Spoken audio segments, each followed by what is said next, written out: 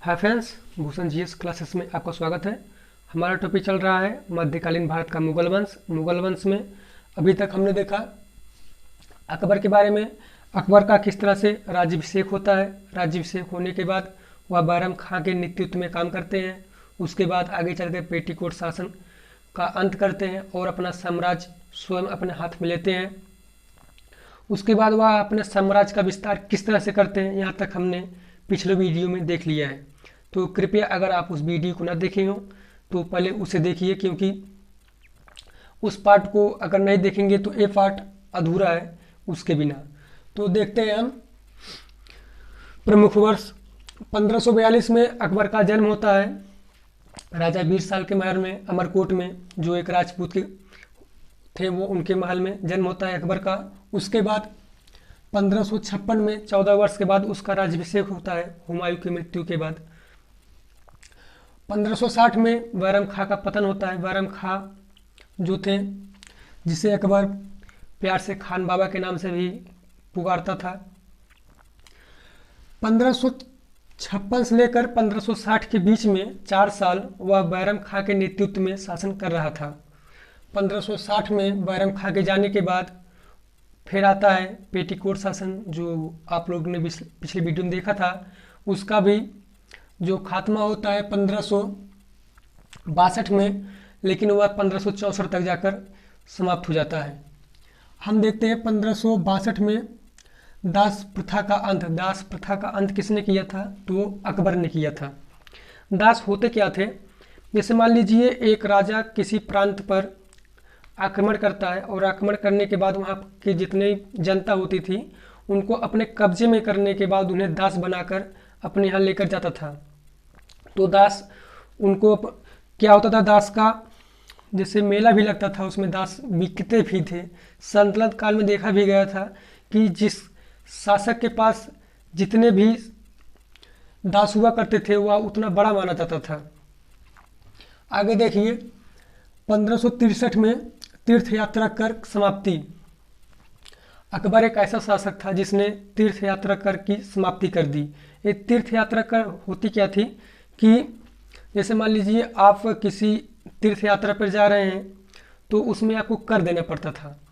तो अकबर ने इस तीर्थ यात्रा को, जो कर लग रहा था इस पर, उसकी समाप्ति कर दी हिंदुओं पर। जजिया कर, जजिया कर की समाप्ति कब की था? तो 1564 में। एग्जाम में कई बार पूछा गया है कि अकबर ने जजिया कर की समाप्ति कब की थी? तो 1564 में की थी। जजिया कर से बारे में हम थोड़ा देखते हैं। जजिया कर जो लगाया था पहली बार वो मोहम्मद बिन कासिम लगाया था। उसमें जब वो लगाया था तो वो सिर्फ जो मुस्लिम नहीं थे उनके ऊपर लगाया था, और जब आया अलाउद्दीन खिलजी उसने यह दोबारा फिर से लगा दिया और उसने इस बार ब्राह्मणों और महिलाओं पर भी लगा दिया। आगे चल के 1564 में अकबर ने जजिया कर की समाप्ति कर दी। 1571 में फतेहपुर सीकरी की स्थापना करते हैं अकबर, जो आगरा के समीप है। उस स्थान की स्थापना करते हैं फतेहपुर सीकरी की। 1573 में बुलंद दरवाज़ा का निर्माण करते हैं फतेहपुर सीकरी में। गुजरात से जब वह युद्ध जीत कर वापस आते हैं तो उस वक्त बुलंद दरवाज़ा का निर्माण करते हैं फतेहपुर सीकरी में। और फतेहपुर सीकरी की जो कार्य चालू होता है वो चालू होता है 1571 में, और वह जाकर 73 तक समाप्त होता है। आगे देखते हैं हम 1575 में इबादत खाना का निर्माण। इबादत खाना क्या होता है? इबादत खाना एक अकबर यहाँ पर फतेहपुर सीकरी में बनवाया था। फतेहपुर सीकरी को वो अपना राजधानी भी बनाया था। अकबर फतेहपुर सीकरी को अपना राजधानी भी बनाया था और इबादत खाना का निर्माण वहीं पर करवाया था। इबादत खाना होता क्या था कि वहाँ पर जितने भी मुस्लिम थे वहाँ पर वो इकट्ठा होकर अपने धर्म के बारे में बातचीत करेंगे। ये 1575 में इसकी स्थापना करता है और 1578 में इबादत खाना सभी धर्मों के लिए खोल दिया जाता है। अकबर जब यह देखता है कि यह हम जो है एक ही धर्म के लिए क्यों यह सब कर रहे हैं, हम सभी धर्मों के लिए करें, वो 1578 में 3 साल बाद इस धर्म को सभी धर्मों के लिए खोल देता है। और जब इस धर्म में सभी, इस इबादत खाना में सभी धर्म के व्यक्ति आना चालू हो जाते हैं, यानी कि आना जाना उनका हो जाता है, तो आपस में वाद विवाद भी होने लगता है। और कई धर्म के जो मंत्री हुआ करते थे उनका आपस में बैठता भी नहीं था, क्योंकि धर्म का मामला लेकर तो काफ़ी बड़ा हो जाता था। इसलिए मजहर की घोषणा करता है 1579 में अकबर। मजहर होता क्या था कि जितने भी धर्म के गुरु हुआ करते थे वो आपस में डिस्कस नहीं कर पाते थे, इसलिए अकबर जो है उनका पूरा एक मजहर यानी बोले तो मालिक हुआ करता था कि आप सब डिस्कस करेंगे और मैं उसका नेतृत्व करूंगा कि कौन सही है कौन गलत है। तो वहाँ पर इसने मजहर की स्थापना कर दी 1589 में। 1580 में 10 साला बंदोबस्त। 10 साला बंदोबस्त हम आगे भी देखेंगे, जो भूमि सुधार से लिया जाता है, और हम देखेंगे 1580 में। आप यहाँ पर सिर्फ डेट याद रखिए, बाकी हम उसको आगे देखेंगे। 1582 में दीन ए इलाही की स्थापना कर देता है।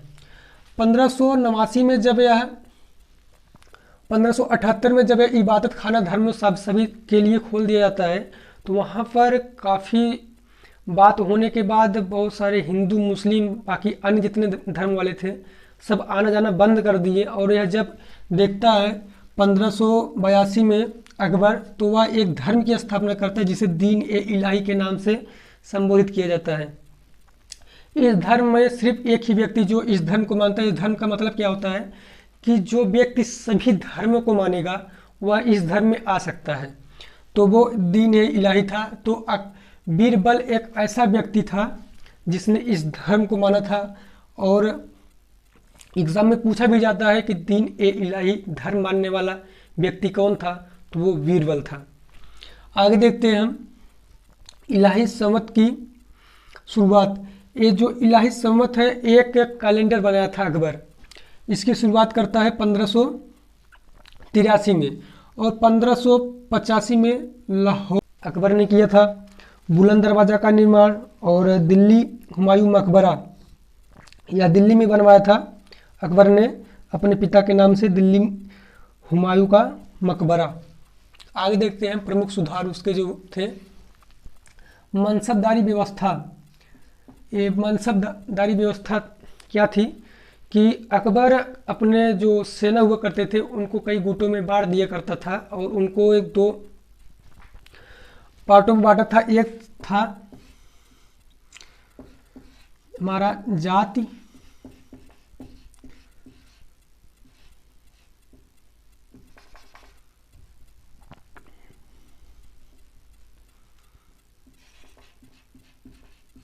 और दूसरा संवाद।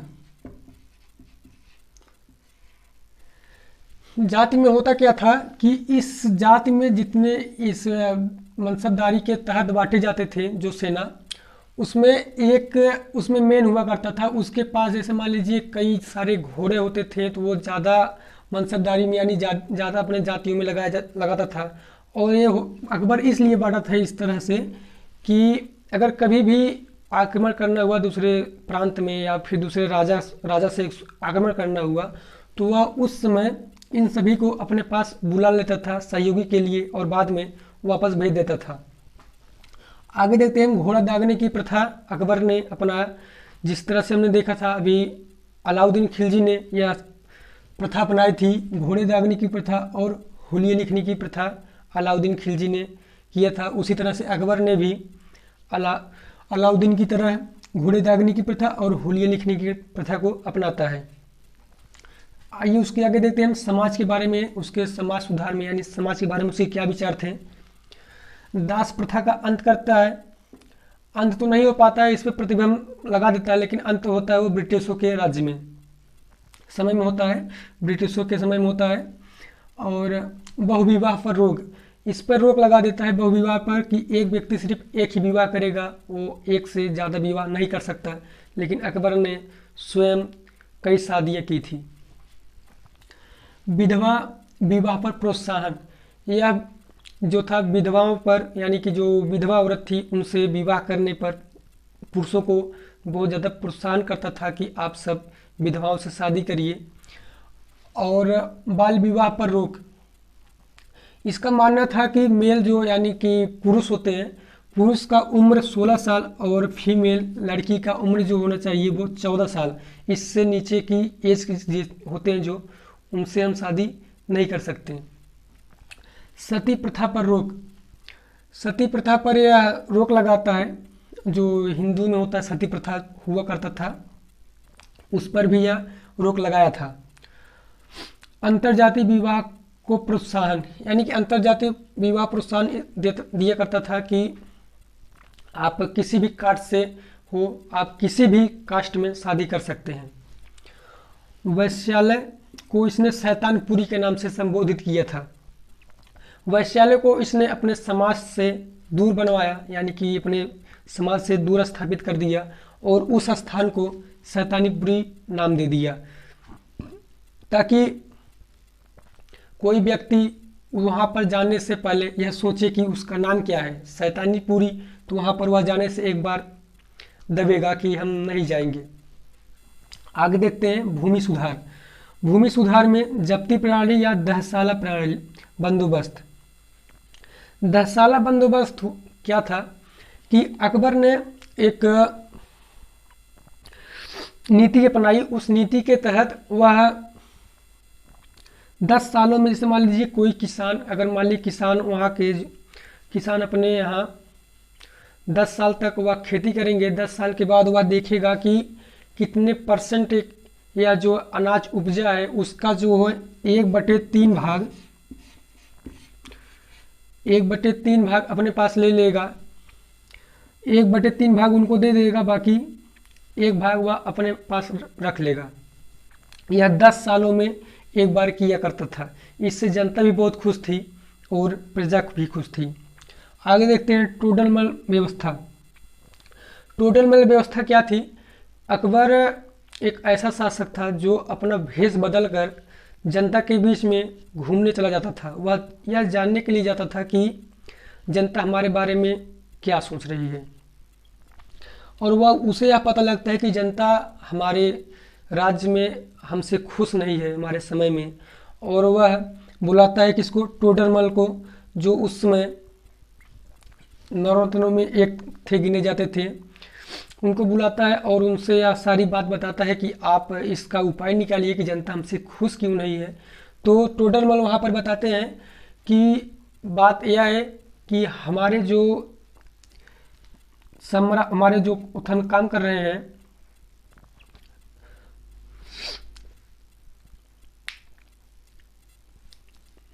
हमारे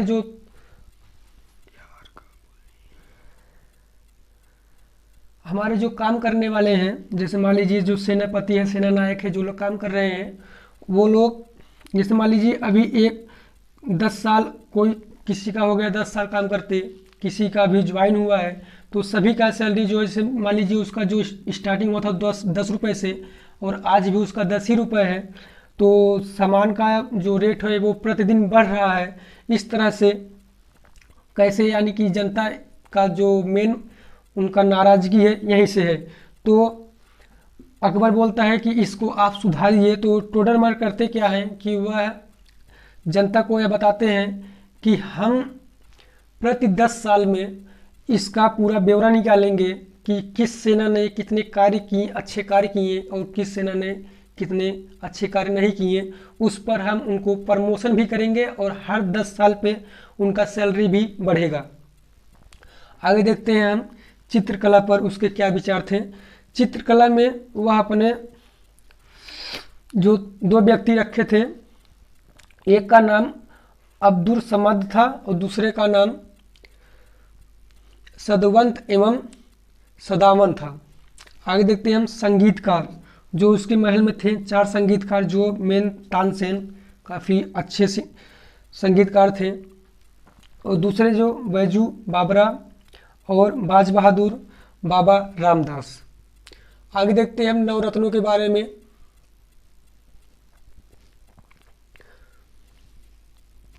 नवरत्नों में जो गिने जाते हैं वो हमारे जो पहले बीरबल, बीरबल का पूरा नाम जो था उनका था महेश दास, जो उनके ओरिजिनल नाम था महेश दास, और उनको राजकवि की उपाधि दी थे अकबर ने। और एक ऐसे ही व्यक्ति थे जिन्होंने दीन ए इलाही धर्म जो अपनाए थे, वो एक व्यक्ति थे अकबर। और यूसुफ जातियों कबीलों से लड़ते समय उनकी मृत्यु हो जाती है। यूसुफ जाई कबीलों से लड़ते समय बीरबल की मृत्यु हो जाती है। आगे देखते हैं हम अब्दुर्रहीम खाने खाना। अब्दुर्रहीम खाने खाना जो बैरम खां के पुत्र हैं, जब यह गुजरात पर विजय प्राप्त करते हैं तो उन्हें अकबर खाने खाना की उपाधि देता है और इन्हें कवि एवं साहित्यकार के नाम से भी संबोधित किया जाता था। मानसिंह जो थे ये राजा भारमल के पुत्र एवं भगवान दास के पुत्र थे, जो आप देखे होंगे कि हल्दी घाटी के युद्ध में राणा प्रताप से लड़े थे मानसिंह, और यह एक साहसी सेना नायक भी थे। मुल्ला दो प्याजा को कहा जाता है कि वो खाने में प्याज को काफ़ी ज़्यादा मात्रा में खाते थे, इसलिए इनका नाम मुल्ला दो प्याजा के नाम से पड़ जाता है। इन्हें बुद्धिमान उस नवरत्नों में संबोधित करते थे, यह काफ़ी बुद्धिमान व्यक्ति हैं। तानसेन जो एक संगीतकार थे, उनका पूरा नाम रामतनु पांडे था। गुरु जो थे इनके वो हरिदास थे।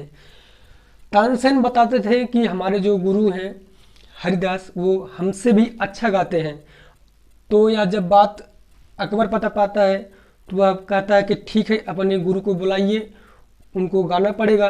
लेकिन हरिदास जो हैं वो आने से मना कर देते हैं। तो अकबर स्वयं चलकर उनके दरबार में पहुंचते हैं, तो उनसे कहते हैं कि आप हमारे लिए गाएंगे, लेकिन हरिदास मना कर देते हैं। वो कहते हैं कि हम सिर्फ अपने ईश्वर के लिए गाते हैं और सिर्फ हम उनके लिए ही गाएंगे। तो ग्वालियर के रीवा रामचंद्र राजा जो थे, उन्हीं के यहाँ वे रहते थे तानसेन, और उसमें जो ग्वालियर जीतते हैं अकबर, वहाँ के जीतने के बाद तानसेन को अपने साथ लेकर आते हैं। और जब यह उनकी आवाज़ को सुनते हैं, उनके गानों को सुनते हैं, तो उन्हें एक उपाधि देते हैं जिसे हम कंठ भरजावासी के नाम से जानते हैं। कंठ भरवाजासी के नाम से जानते हैं। इनकी वह बिलासा उपाधि देते हैं। कंठ भरवजासी बिलासा की उपाधि देते हैं तानसेन को। अब्दुल फजल जो थे एक इतिहासकार एवं दार्शनिक साहित्यिक के विद्वान थे, और 1602 में वीर सिंह थे, जो एक बुंदेल थे, द्वारा सलीम के कहने पर इनको मार देते हैं। वीर सिंह बुंदेल इनको मार देते हैं 1602 में सलीम के कहने पर। आप देखे होंगे अकबरनामा और आईने ए अकबरी की जो लिखते हैं वो अबुल फजल और उनके भाई जो फौजी हैं, इन दोनों के मेल से लिखा जाता है, लेकिन महत्व देते हैं हम अबुल फजल को। फौजी आगे देखते हैं। फौजी जो थे ये अबुल फजल के बड़े भाई थे और यह अकबर के दरबार में रहते थे, और अकबर ने इनको राजकवि का दर्जा दिया था। टोडरमल जो थे एक इनके जो महल में रहते थे, वो पूरा लेख जोखा का विवरण रखते थे अपने पास। ये शेरशाह के दरबार का अनुभव, इसके पहले शेरशाह के जो शेरशाह सूरी थे उनके दरबार में रहा करते थे, और वहाँ पर उनका इतना अच्छा अनुभव देखने के बाद जब यह पूरी इनके ब्यौरे में निकाला जाता है, अकबर पता पाता है कि यह एक अच्छा जो है लेख जोख रखने वाला इंसान है, तो इनको अपने पास बुलाता है, अपने दरबार में रख लेता है और उन्हें अपने नवरत्नों में शामिल कर लेता है। और इन्हीं के समय जो है भूमि सुधार दहसाला बंदोबस्त जो करते हैं वो टोडरमल करते हैं, जो हमने अभी यहाँ पर देखा था। आगे देखते हैं हम बकीम हुमाम। बकीम हुमाम जो थे ये रसोई घर यानी कि कुकिंग थे, ये पूरा वहाँ का रसोई घर का बंदोबस्त रखते थे, वो प्रबंधक थे। तो हमारा ये वीडियो जो है वो अकबर के बारे में आज ख़त्म हो जाता है। अब हम जो आगे देखेंगे वो इसके पुत्र जहांगीर के बारे में। तब तक के लिए थैंक्स।